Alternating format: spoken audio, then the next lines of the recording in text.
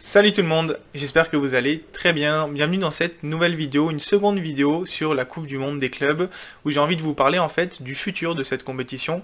Aujourd'hui on est sur une compétition qui est clairement en fin de vie, on voit pas trop son intérêt, seulement 7 clubs, un vainqueur qui est très souvent européen, sinon d'Amérique du Sud, du Brésil pour être tout à fait précis. Il y a peu d'attractivité et donc c'est aussi pour ça que la FIFA via Infantino a décidé de changer son format et j'ai envie de vous parler du coup du format qui est imaginé pour le futur et de vous donner mon avis là-dessus.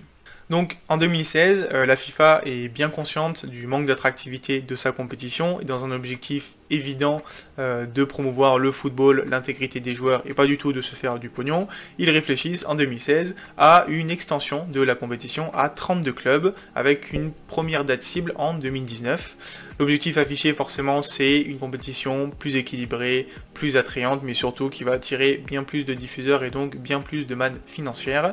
Et donc finalement en 2017 la FIFA propose de remplacer la Coupe des Confédérations qui est une coupe par pays et non pas une coupe par club. Il propose de la remplacer par cette nouvelle Coupe du Monde des clubs qui aurait alors 24 participants et qui aurait lieu tous les 4 ans.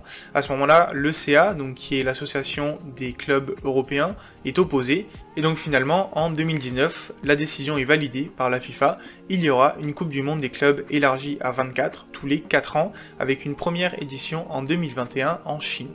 Finalement, le Covid arrive en 2020 et rend impossible la tenue de cette compétition en Chine en 2021. Pour l'instant, la réforme est reportée a priori pour la saison 2023.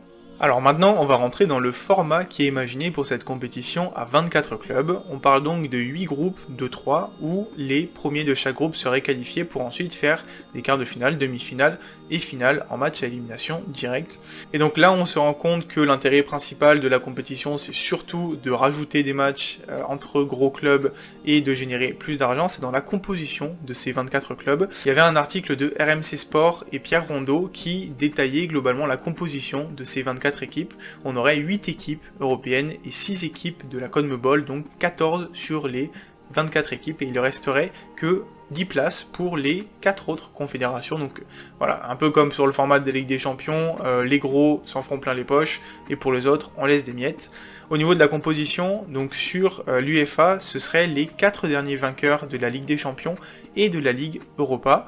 Et s'il y a des doublons dans ce cas-là, on prendrait les derniers finalistes de la Ligue des Champions ou de la Ligue Europa, tout simplement. Au niveau de la CONMEBOL, on prendrait les 2 derniers vainqueurs de la Copa Libertadores et de la Copa Sudamericana, l'équivalent de la Ligue Europa pour l'Amérique du Sud. On n'avait pas d'infos à ce moment-là sur les 2 derniers représentants.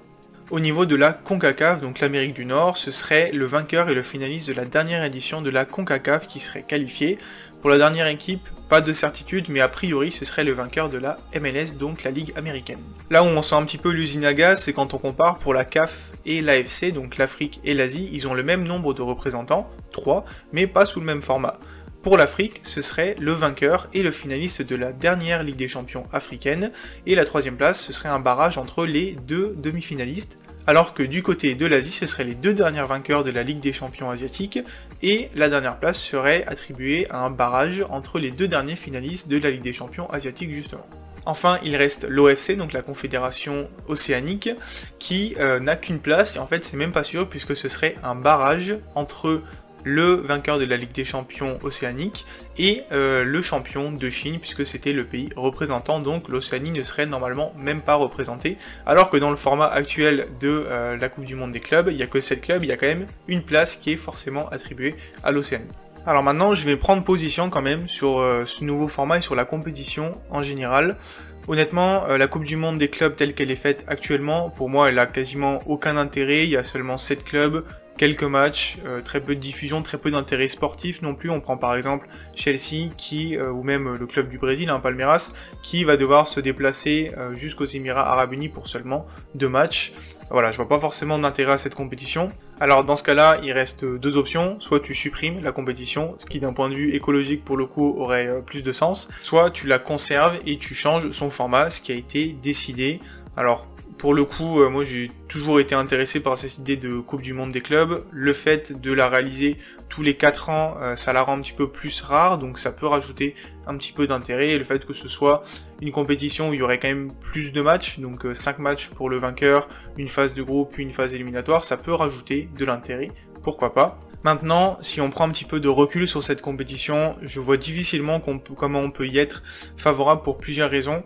D'abord pour l'intégrité des joueurs, tout simplement. Donc c'est une compétition supplémentaire, donc avec plus de clubs, plus de matchs dans des calendriers qui sont déjà surchargés, et surtout dans un contexte où cette même FIFA essaye de faire passer une Coupe du Monde qui aurait lieu tous les 2 ans, un Euro qui aurait lieu tous les 2 ans.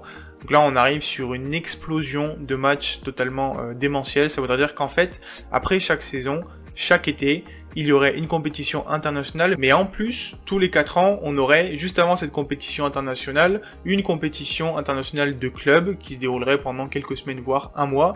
Donc en fait, je vois même plus comment les joueurs peuvent se reposer. Puis, dans son format, on sent bien que c'est quand même une compétition à l'avantage des clubs européens principalement. 24 équipes, 8 groupes de 3, 8 clubs européens, forcément un système de chapeau, on va pas se faire affronter des clubs européens, donc on va mettre un club européen par groupe. On est dans des groupes de 3, seulement le premier se qualifie après 2 matchs.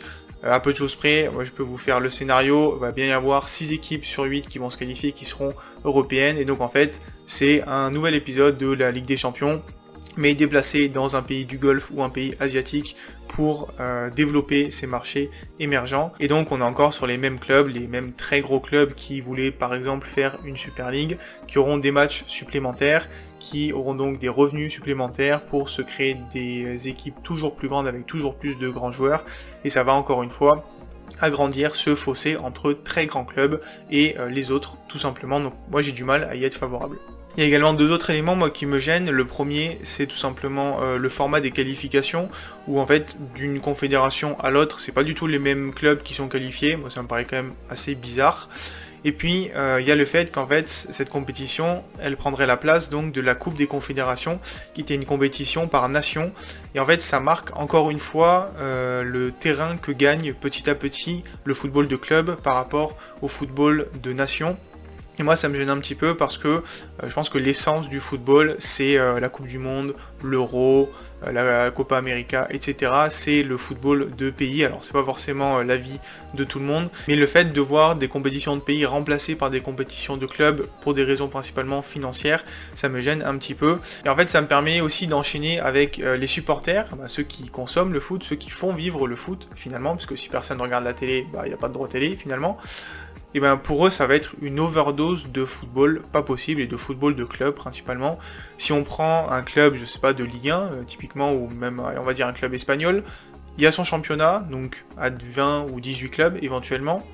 Il va y avoir la Ligue des Champions, où on a quand même changé le format en 2024, où la phase de groupe fera plus 6 matchs mais 10 matchs. Donc pour gagner la Ligue des Champions, je crois qu'il faudra maintenant 17 ou 19 matchs, ce qui est plus qu'avant. Il y a les coupes nationales, puis il va y avoir cette Coupe du Monde des clubs tous les 4 ans.